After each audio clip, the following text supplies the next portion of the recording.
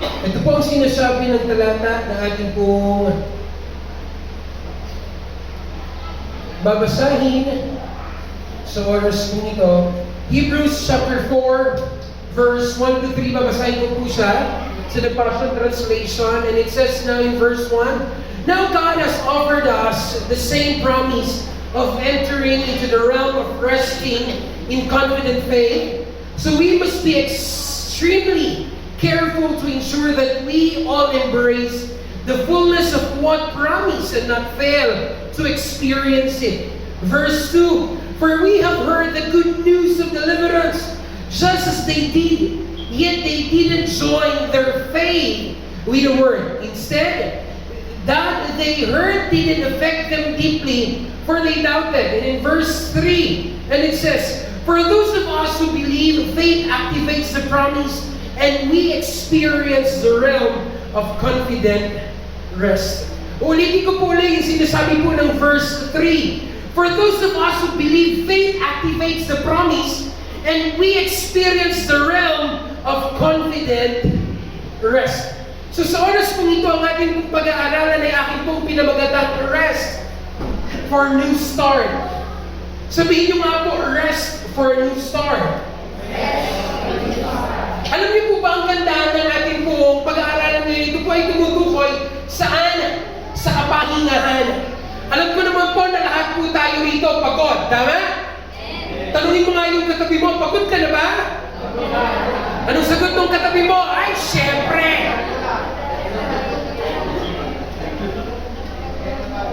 So after ng ating preaching, lahat po ng pagod na gusto na po umuwi kay Lord, magsabi lamang po kayo at ipagpe-pray na po namin. Yes! So this will be our topic for today, rest for a new start. Kapahingahan para sa bagong simula. Kapahingahan sa bagong simula. So bago po tayo magpatuloy, pwede po ba tayong yumuko at tayo po ay manalangin. Panginoong Jesus, maraming pong salamat sa oras na ito. Na tunay nga ang napakabuti mong Diyos sa bawat isa sa amin. Kaya Panginoon, hayaan po ninyo na sa hapon pong ito, na habang ang inyong pong salita ay pinangangaral, kayo po mismo, Panginoon, ang humipo ng aming pong mga puso at ng aming pong mga kaisipan. Lord, ina-acknowledge namin ang presence ng dakilang guro, ang banal na Espiritu, na siya pong malayang magpaintindi sa amin ng aming pong paksa na pag-aaralan sa oras na ito. At Lord God, katulad ng talata ng aming pong sinabi, doon sa talata na aming pong binasa, Lord, yun po ang gusto namin. Makapasok kami, Panginoon, doon sa tunay na kapahingahan na nagmumula po sa inyo. Lord, yung kapahingahan na ikaw lamang, Panginoong Jesus, ang pwedeng magkaloob sa amin nito. Kaya, Panginoon, maraming salamat po sa hapon pong ito. Lord, ginagawa namin ang pag-aaral na ito para magbigay lugod sa inyong pong pangalan at sa inyong pong mga salita. Father God, let your word speak to our heart. Lord, let your word, Father, minister to each and every one of us here. Kaya, Panginoon, maraming salamat po sa oras na ito. Ito po ang aming panalangin sa pangalan ni Jesus. Ang lahat ay magsabi ng Amen and Amen and Amen. Katulad po doon sa ating pong binasa talata from Hebrews chapter 4, verse 1 to 3. Kung papasahin po natin yung pong talata ng Hebrews chapter 4, ito po ay tumutukoy sa kapahingahan. Ito po ay nagsasalita tungkol sa ating pong kapahingahan na atin lamang pong makikita sa ating pong Panginoong Jesus. Yung kapahingahan na pwedeng si Jesus lang ang mag-offer sa atin. Yung kapahingahan na atin lamang masusumpungan sa atin pong Panginoon. Kaya tignan po natin yung scripture from verse 3 ng Hebrews chapter 4. Ano po ang sabi niya rito? For those of us who believe, faith activates the promise and we experience the realm of confident rest. Ang sabi niya po rito, sa atin na mga naniniwala, ang pananampalataya ay nag-a-activate ng alindaw ng pangako at ating nararanasan yung daigdig ng totoong kapahingahan. So tayo lamang daw pong mga naniniwala ating pong Panginoon. Tayo lamang po na may pananampalataya ang pwedeng makaranas ng tunay at totoong kapahingahan. Kasi po, malinaw po yung sinasabi ng Hebrews chapter 3, for those of us who believe, tayo lamang daw na mga naniniwala ang pwedeng makaranas ng tunay na kapahingahan. Tignan po natin yung salitang rest sa Greek word. Ang tawag po siya ay anapao. The Greek word for rest is anapao, nang ibig sabihin, give intermission from labor. Anong ibig sabihin ng give intermission from labor? Binibigyan ka ng moment para mag-pause. Tignan niyo yung word.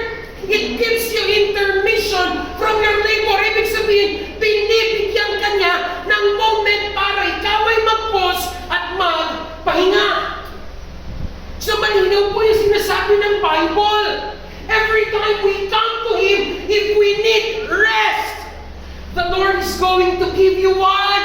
Intermission from your labor.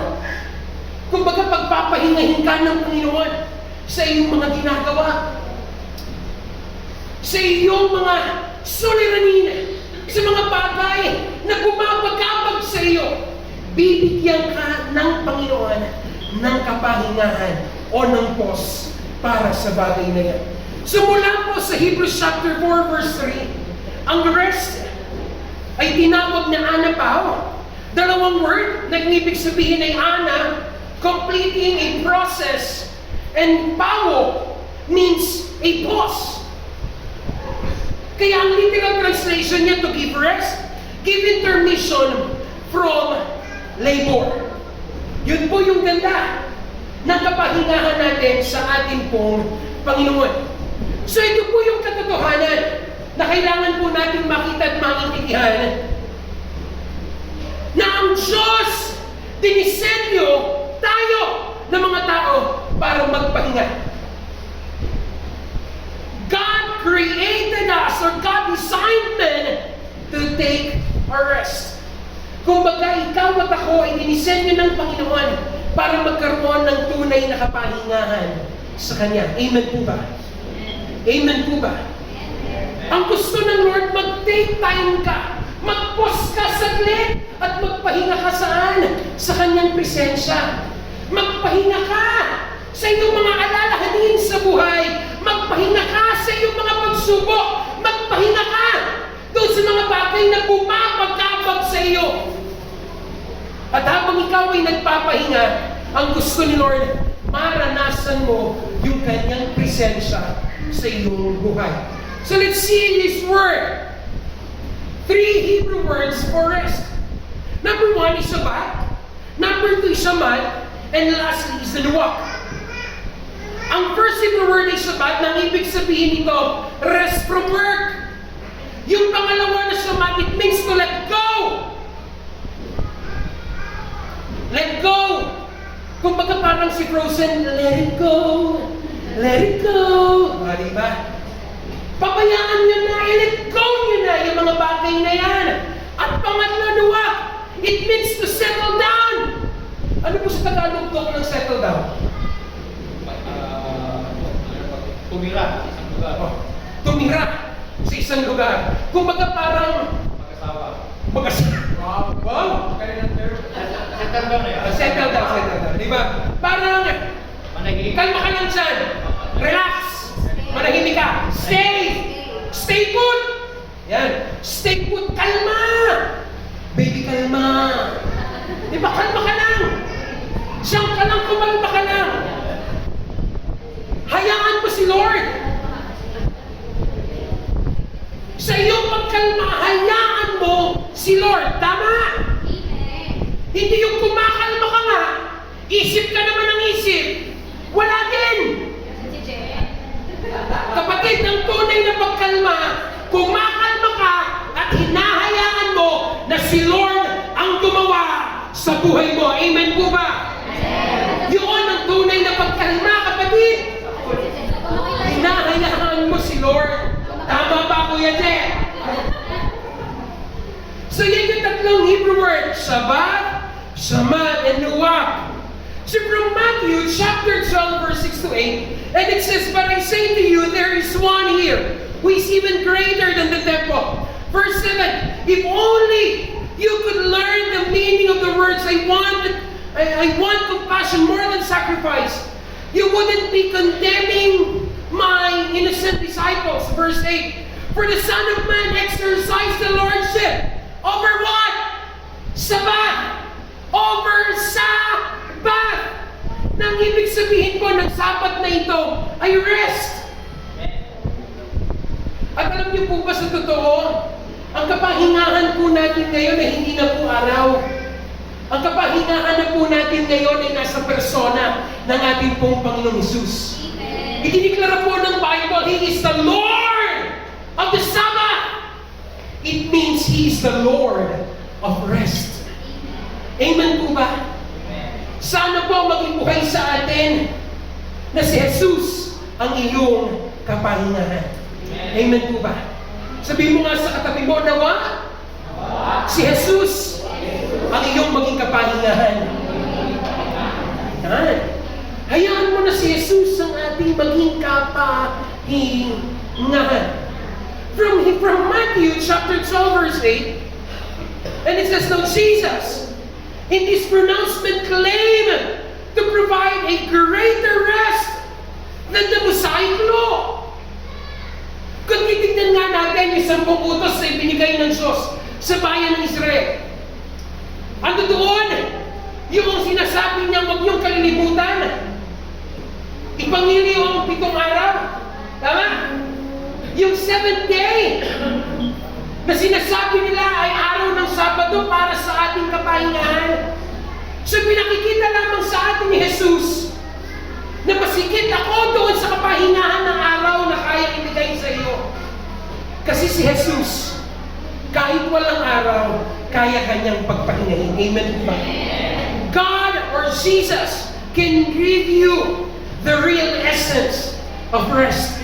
Kayang ibigay ni Jesus sa iyo yung totoong esensya ng ating kapahingahan. Jesus as the Lord of the Sabbath, it means He has the authority over the rules and regulation that governs the Sabbath day. If we are going to study Matthew, pinagkakalitan si Jesus ng mga high priest. Bakit? Nagpapagaling siya sa araw ng Sabado. Yung babaeng yukot na pinahirapan ng spirito ng sakit at karamdaman, pinagaling ni Jesus sa araw ng Sabado. Pero ipinakikita po sa atin ang talata ng Biblia. Hindi nila naiintindihan kung sino si Jesus sa kanila. Si Jesus ang tunay na kapahingahan. Wala na sa araw, wala na sa panahon, wala na sa oras ang ating kapahingahan, kapatid. Kung iyong lamang masusumpungan si Jesus, sapat na si Jesus upang maranasan mo ang kapahingahan para sa iyong buhay. Amen po ba? Sapat na si Jesus na magparanas sa atin ng totoo at tunay na kapahingahan. Tignan natin yung sinasabi ng Matthew 12, verse 9 to 10. When Jesus left them and went into the synagogues, where He encountered a man who had atrophy, paralyzed hand. The fault-finding Pharisees asked Jesus, "It is permissible to perform a work of healing on the Sabbath when no one is supposed to work?" They only ask Him this question because they hope to accuse Him of breaking the Jewish law. Isipin niyo, tinanong nila si Jesus, sa panahon ba ng kapahingahang ito, pwede bang mag-perform ng miracle? Sa panahon na ito, mag-break ng Jewish law. Alam niyo po ba ang Jewish law? It speaks of the law of Moses. Ito po ay tumutukoy sa kautusan na lahat tayo naging bound sa law. Lahat tayo naging alipin ng kautusan. Huwag mong gagawin to, huwag ganyan, dapat ganito, dapat ganon. Yun ang ini-impose ng mga Pharisees kay Jesus Christ. Kumbaga parang ang tingin ng mga Pariseo kay Jesus, mas magaling kami sa'yo. Kami teachers of the law. Balupaluktukin niyo man ang kautusan alam namin itawid. Pero ikaw, gumagawa ka ng himala sa panahon ng kapahingahan. Tignan natin yung sagot ni Jesus Christ sa Mark 7, Mark 2, 27 to 28. And Jesus said to them, Sabbath was made for the sake of people and not people for the Sabbath. So sabi ni Jesus Christ, ginawa ang kapahingahan para sa tao, hindi ang tao para saan? Sa kapahingahan. Kaya nga po ang sabi ng Hebrews, let us make our effort to enter His rest. Ang sinasabi po ni Jesus Christ, sana makapasok kayo saan? Sa tunay na kapahingahan. Oo, may kapahingahan na ini-offer ang mundong ito. Tama? Minsan sa tingin natin, pagkasama natin yung mga friends natin sa world, okay na tayo. Rest tayo doon. Kahit tayo mag-isa sa loob ng tayo, feeling natin tayo nakapagpapahinga. Oo, physically, tayo ay nakapagpapahinga. Pero I wanted to see the spiritual essence of rest, kapatid. Kung ang iyong spirito ay nagkaroon ng tunay na kapahingahan, magmamanifest yan sa iyong pisikal na pangangatawan. Amen. Kung ang iyong spirito ay may totoong kapahingahan kay Jesus, ganun din ang iyong pisikal na pangangatawan. Kanyang mararanasan ang kapahingahan ng iyong spirito sa ating pong Panginoon. Amen po ba?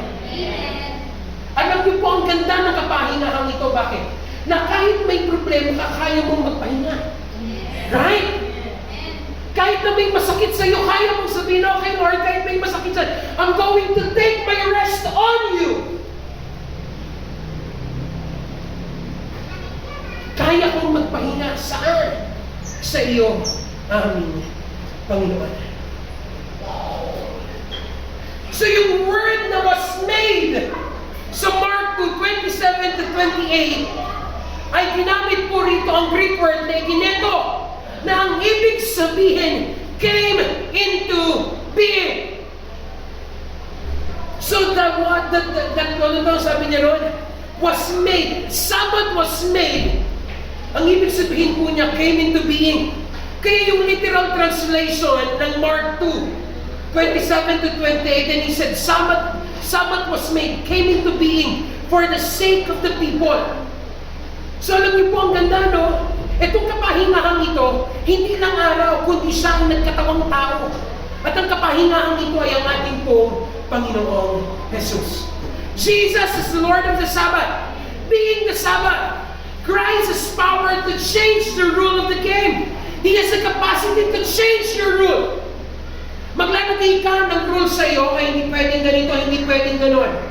Pero once na si Lord ang gumawa sa buhay mo, magbabago ang lahat ng yan. Remember, stop all self-effort.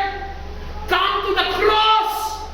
Embrace grace and experience genuine rest in Christ alone. Kalimutan niyo muna yung galing mo, yung husay mo. Kalimutan mo munang si ako. Ang maganda, bumalik ka sa krus. Yakapin mo ang biyaya at iyong mararanasan ang tunay na kapahingahan na masusumpungan mo lamang kanino? Kay Kristo lang. Amen po ba? Kalimutan mo muna si ako. Yung husay ko, yung galing ko, yung talino ko. Kalimutan mo muna. Sa kapahingahan nito, kapatid, hindi ikaw ang sikat. Kundi habang ikaw ay nagpapahinga, lalo mong pinasisikat si Kristo sa buhay mo. Bakit? Hinahayaan mong si Kristo ang gumawa sa iyo. Amen po ba? Inaalaw mo, Lord, okay, I'm going to take a rest. Take control ng Lord. Kasi alam niyo po ba, kahit tayo minsan nagpapahinga, mapapel pa rin tayo no? Tama? Tingnan niyo yung katabi niyo, mapapel.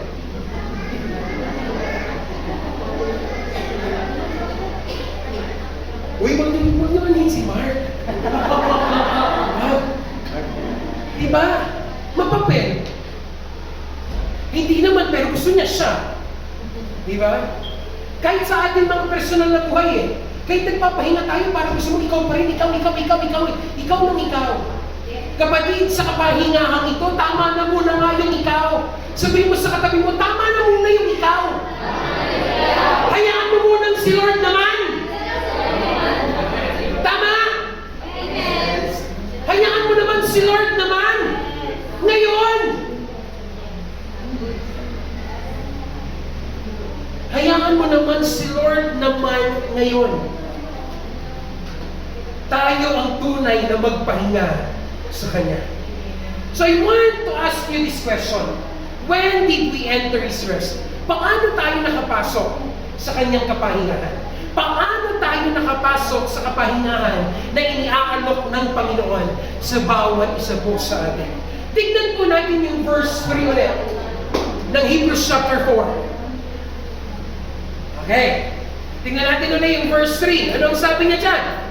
For those of us who believe, faith activates the promise and we experience the realm of confident rest.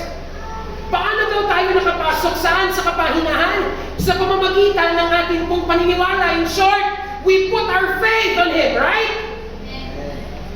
Inilagay natin yung ating pananampalataya sa Kanya. Kaya tayo naniwala. At doon sa ating paniniwala, yun na naging susi para magbukas sa atin ang kapahingahan na ibinibigay ng Diyos sa bawat isa sa atin. So let's see the word rest. Ang Greek word ay pistuo, I believe pala